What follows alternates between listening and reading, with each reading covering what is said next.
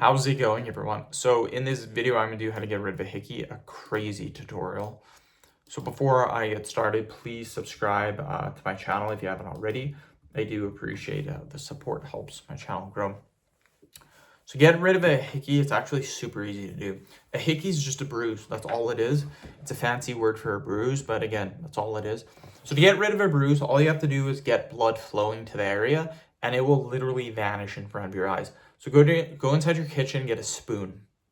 What you're gonna do is take the spoon, wherever the hickey is, this works anywhere on the body. Take the spoon, rub it. Most hickeys are on the neck. Rub it on the hickey back and forth for 5 minutes straight. Put a timer on your phone so you know, or look at a clock, but it has to be about 5 minutes.